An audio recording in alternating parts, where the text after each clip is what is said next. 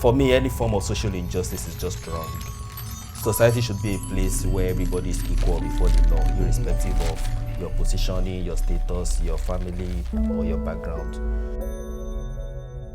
Nigeria has faced a lot of international criticism because of its inability to defend and for violating LGBT rights. Sadly, this has not affected the general mindset positively, quite the opposite as a matter of fact.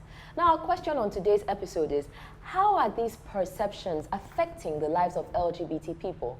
We're going to take apart the statistics, take a critical look at them, and see how the state of affairs is affecting both LGBT people and the activists that fight for equal rights. My name is Aritopo, and this is Untold Facts. So, I am here with Dele Meji-Fatola. He's a researcher, he's a writer, and he's a communication strategist. And you are going to tell me, Dele, about these NOI perception polls that explode public attitudes to LGBT affairs. What exactly are the polls saying? Well, maybe I should tell you first about what the polls are. So they've been run every 2 years since 2013. And what we do is we look at the perceptions of Nigerians towards LGBT rights, as well as their attitudes towards people who are lesbian, gay, or bisexual across the board. So we're looking at LGBT rights, and then we're looking at LGBT people. Yeah, in terms of how they're perceived. Great. And what we generally find is that even though there's a great level of prejudice against people who are lesbian, gay, or bisexual, in general, there's actually a lack of knowledge in the Nigerian population. So we're not very informed as a population about homosexual people. We're going to get there. Okay. But first, I want to know what the results of this year's polls were. Yes, so you find that, for example, in 2015, if you looked at the results in terms of support for the SSMPA, which bans same-sex marriage in Nigeria, and which is generally interpreted as a ban on gay people, you'll find that there's almost over 90% of support for the law. But 17%, only 17% of people say they know somebody who is homosexual or have them as a friend or a family member or in their neighborhood. So what you're finding is that there's very low awareness, but at the same time, there's a high degree of prejudice. That's so it's quite I'm setting you up for, but continue. Yeah, and then the other things that we find are that about 11% of Nigerians say they would accept a family member if they were gay. So that's a very low figure. But on the positive side, at least 30% of Nigerians say they accept that LGBT people should have access to public education, housing, and healthcare.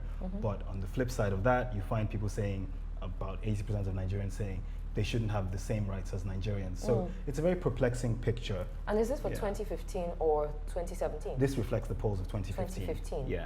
So now we've just gotten another report. Yes. What are we seeing?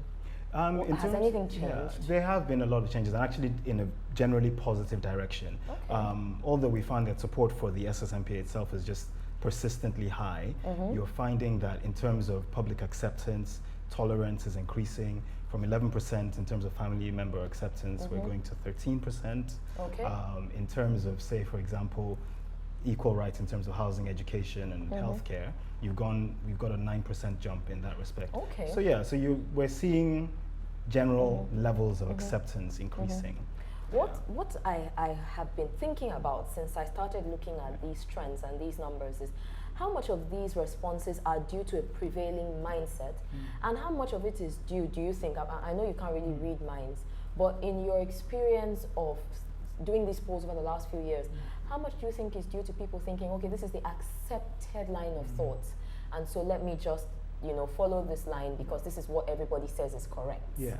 Well, I think to put it in context, one of the things that's interesting to look at is in terms of scientific evidence and study of homosexuality in human populations, the general estimate is that in any population, depending on what you accept, a conservative estimate would say 2 to 3%, a more liberal estimate would say 10%. So if you're looking at those figures, the number of people who say they don't know somebody who's homosexual in their family or a friend is very low. So we're probably seeing that because of the social stigma, it's very difficult for people to say or to report that they know people, and consequently, Olumide is around. Yeah. Are you serious? Let's go. Olumide. Hi, how are you? Oh no. I was listening to you guys' conversation. We were just talking about the NOI polls. Yes. I didn't know you were here now. I am, my dear. You know, one of the things that I think it's very, very. I was just listening to you guys' Wait conversation. first, because I have to tell people, guys, now this is Olumide Makonjola. He's the executive director of TS Nigeria. And so you have like a really great perspective on this entire thing, right? Yes, I do. I do. I mean, especially, you know, one of the interesting thing about this poll is, NOI started conducting the poll themselves in 2013, even before we got involved. Yeah. And I think one of the interesting things also is the fact that that commitment for them to continue to measure social perception, public education, awareness on the issue. Yeah. And what I would like to know, we need to do this thing. These are things that will say to us how we're progressing, you know, in education within the public. But it's been quite an interesting journey. Looking at 2013, 2015, and 2017. I think it's been an interesting journey. You know, you've had, you know, for example, the awareness on media has gone high. A lot of people have become aware about LGBT issues through media, from 30% to 39%. Okay. It was 30% in 2015 and it's 39% in 2017. And we've also seen, you know, how people have also believed in access to public health, housing, and other social amenities for LGBT persons, you know, in Nigeria. I have to say, I struggle with the fact that we're actually debating that LGBT people should have rights to public health or education. It worries me, but anyway, back to the topic. No, let me shock you one thing. So, for example, in 2015, so for example, about 30% said LGBT people should have housing. 39% in 2017 said they should have housing. But one of the most bizarre thing about it is 17% are saying. There was a question that should homosexual have the same rights as other Nigerians? Only 17% agreed. So I'm beginning to wonder, what does human rights mean to those 39% that agree that they should have housing? LGBT people are not human beings, you know? Yeah. I think when you look at the context, I mean, NOI have another poll which you actually talked about one day, which was looking at Nigerians' perceptions of human rights. Yeah. So Nigerians have a very weak idea of their own general human rights. So when you now look at LGBT people, they're not even thinking this is a minority. Because if you think that, okay, 10% of people are LGBT in Nigeria, and that's actually a possibility, that's 17 million. That's larger in number than some ethnic groups in this country. So if you think about saying that about a whole ethnic group, how would you want to say that about a minority? I think it's a very disturbing fact, and it points to the need for more education. Interesting, yes. And I wonder, because it seems like we all have, or people have, different preconceptions, different misconceptions about LGBT people. What would you say are some of the most common that you've encountered or that you've had to negate or correct? I think one of the biggest is the fact that people think that being LG is about sex. And people think being a trans person, whether a trans woman or trans man, they think it's about physical appearance. They think, you know, trans women will just want to make up, just want to wear clothes, just want to wear high heels. And they think trans men just want to wear male suit. In quote and unquote, what is a male suit? So there's that kind of misconception that you continue to see over and over. So when you say gay or bisexual, to them it's an act. It's an act. It's sex. All you think about is sex. Yeah. And it's a reflection of how we have refused to talk about sex even within the society. Heterosexual sex is not something you can talk about. You know, even women can't boldly talk about sex. Even men can't boldly talk about sex. I mean, because of all the misconceptions. Misconception. Because once you talk about sex, you appear as immoral. Yes. You appear as uncultured. You appear as, you know, you lack home training. So everybody is constantly performing within the society, and I think that is a reflection of what you see in this NOI. Why you have different, you know, responding different questions, why there is no correlation in people's answer, because this place people are saying this. So one of the part that shocked me most is 90% says Nigeria will be a better place without LGBT person. And I'm wondering, out of that 90%, why about 39 saying LGBT people should have access to housing, to healthcare, and all of this, and 70% think that they should have human rights. So what does Nigeria being a better, what does being a better place mean for those 90? What does that better define? What do you mean? Yes. Exactly. Is it like Otodo? Is it, what is better? Is it sending people out of the water? Is it sending people to the bridge? What does better mean?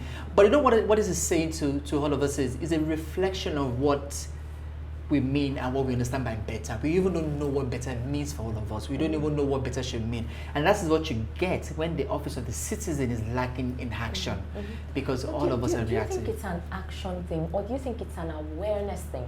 You think that people are making these kind of comments not because it's something they have a personal opinion on, but because they believe that this is how I should think? Well, I think some of it is the way people generally think the society thinks we should respond to this issue.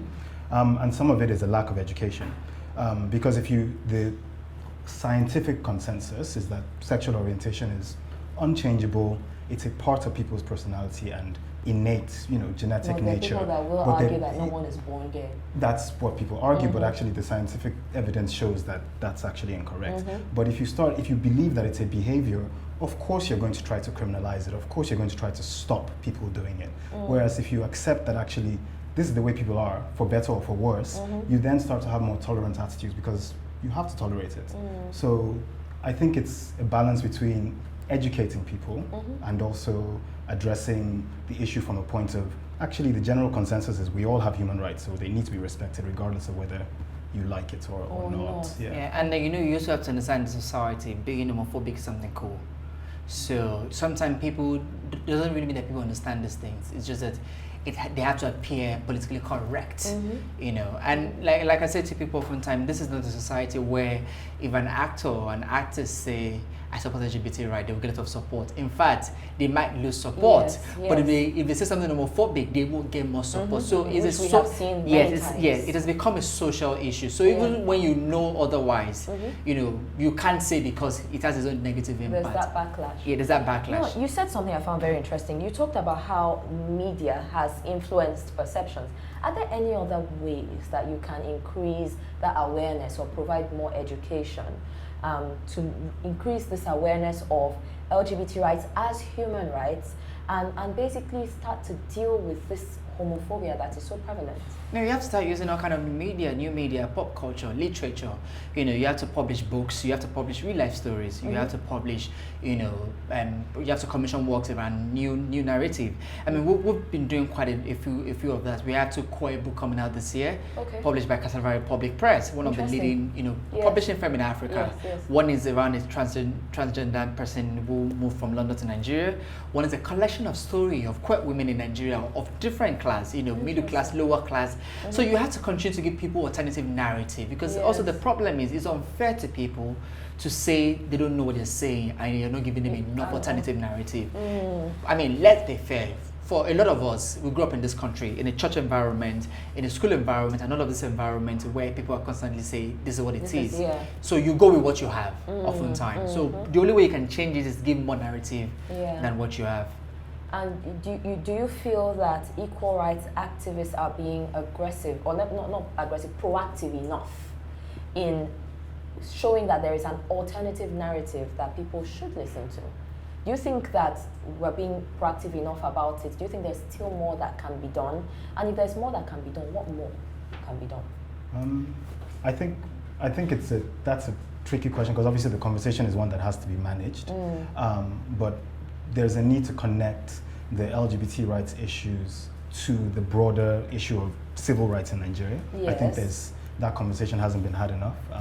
I think a lot of organizations have pushed the envelope, but there's a lot more that could be done to bring those two conversations together.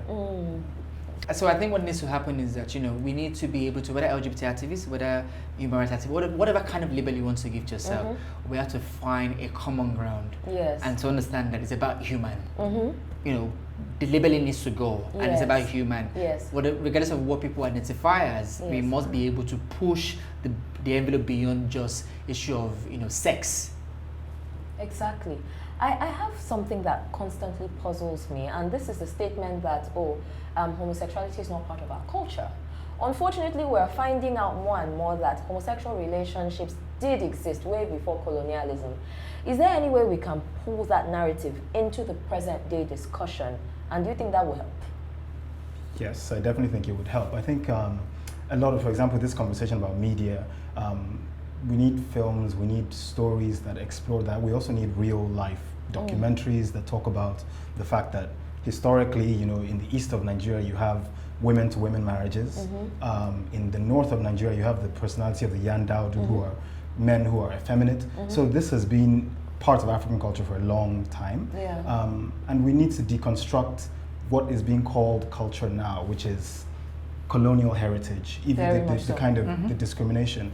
And that needs to happen in conversations like this. It also needs to happen in critiques in film, and we need media people to talk about it.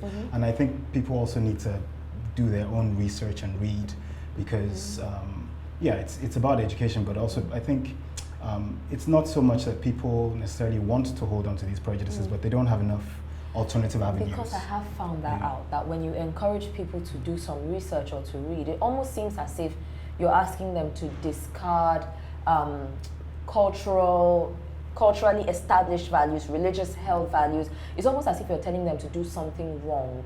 So, but one of the things also, like I said, see, for me, the starting point is always the fact that we must be able to even talk about sex first as a public conversation.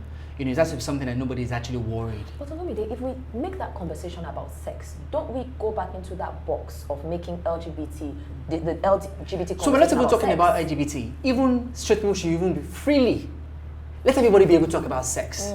Because one of the things you've seen is, I mean, I've seen movie yanked off of TV because they've had some kind of language or, you know, all of these things. There has to be that sense where talking about this thing shouldn't be a public concern. There has to there needs to be a freedom of expression. You know, gay people need to be able to talk. Straight people need to be able to talk. Everybody needs to be able to talk, so that whether you like it or not, you know, we cannot remove the sex part out of you know, people's life. But that is not what that's not the essence of their life. But if I cannot even talk about sex, or who I had sex with yesterday, or who I'm planning to have sex with tomorrow, because it's part of what I'm going to do on TV, then there's a problem. If you can't talk about this in church, because don't forget, people can't talk about this in church, they can't talk about this in mosques, they can't talk about this publicly, because we have tagged sex as very immoral. And we have to unravel that, you know, that's thinking that once you talk about sex, you're dirty, you are immoral, you're unclean, and all of this label that comes with it generally. Then we can begin to look at, you know, other conversation. I think that also the problem, we're so uptight with anything that has to do with sex. And that is why when we hear L, we don't even want to hear the G and the B, we just think it is sex. As far as you're concerned, any talk about being lesbian or gay, it is sex. It's a sexual conversation. It is sex. And that is why people then mix homosexuality with pedophilia. Because they just think that, you know, they're just, you know, those older, young, useless people who just want to have sex with younger people. It's a really annoying misconception that needs to go away. And the only way it can go away is new narrative, alternative narrative. I think one thing I would add to that is also that the thing with culture is that we have this whole attitude of culture being static. And it's not. It's not. We have new information. We live in a scientific age. I mean, we need to be able to. 100 years ago, we're killing twins. Exactly. So there needs to be a need to kind of look at, okay, what's the new information that we know about health and sexuality, and talk about that in the context of LGBT issues and even heterosexual relationships. You know, we're not in an agricultural society, so marriage pressure that gay men or lesbian men are put under is kind of unrealistic, because actually we're overpopulated. So why do you want people to just keep having children everywhere? You know, so there are all these issues, and we need to be able to talk about them a bit more, I think. You talked about a misconception, which is that topic of, okay, nobody is born gay, or that the LGBT conversation is about sex. Let's clear up some more of these misconceptions. What are some other things that people need to pull into their consciousness that might actually start the move towards evolving this conversation? First of all, they need to know that, you know, it's not every gay person that have sex. It's not every lesbian person that wants to have sex. And it's not every bisexual person that wants to have sex. It's, you know, sexual orientation is beyond just sexual itself. It's about emotional feeling. It's emotional oriented. So I could be attracted to a man, I could be attracted to a woman, or anyone. Doesn't really mean I want to have sex with them. There's an emotional attraction. You know, and it goes beyond just getting naked on the bed. So we need to begin to understand that. I mean, we've come across to say a lot of men who are attracted to women doesn't really mean that they want to sleep with them. And I think that's where, you know, the word, you know, where you said we have a crush on this person. I mean, there are different kind of crushes that you can have. All of this comes in different form, but it's not about sex. So first of all, people need to get it out of their head that gay people want to have sex. You know, gay people do not want to have sex. Gay people just want to live. Or they do not want to have more or less sex than anybody else. They just want to live. I mean, they are going to have sex just the way you have sex. There's a basic question I usually ask people in public. Until you're able to point to me how same-sex loving people rights violate your existence, then we can have a conversation. Do you have anything you want to say to round this up? Well, I guess the most pernicious idea, misconception, is that it's a behavior, and because it's a behavior, it's contagious. You know, the number of LGBT people is not increasing. No. It's not ever going to increase. It's a statistically stable number of the population. So, and there's enough straight people to turn LGBT people straight. So I think people should really relax, really, in terms of their misconceptions, and you know, it doesn't harm you for LGBT people to exist, so you can just chill. Sure. It's like a chill pill. Take a chill pill. Thank you so much, Dele, and thank you, Olumide, for breaking down these polls and what they mean for LGBT people, for heterosexual people, and for equal rights activists. Now, if there's anybody that wants to follow up or actually see the numbers for themselves, where should they go? They can go on our website, www.initiativeforequality.org. Okay. You know, you can see the 2015 post and you can see the 2017 poll too. Fantastic. And you can also see other information, you know, you can see a collage of videos. So there's a lot of things to actually get on the website. Yeah. Now, guys, don't forget that you can join this conversation, because I can imagine that there are a lot of you sitting there and saying no or yes, or actually, I didn't know that before. We are on every single social media platform there is. Facebook, Instagram, Twitter, YouTube. Join the conversation. Use the hashtag Untold Facts S2, and let's hear what you have to say. Is this something that you didn't really think about, but now you're realizing, okay, maybe my perception needs to change? Or maybe you have been a victim of unfair perceptions. Or maybe you know what, you don't agree, but you're willing to have a conversation. We want to hear from you, because this is the thing. A lot of the things that we think we know many times are handed to us by other people. When we take the time to explore and to find out what is truth for ourselves, the results are often very different from what we started out with. It's never too late or too early to start a conversation, and you might be surprised where that process leads you. My name is Arit. Thank you so much for watching.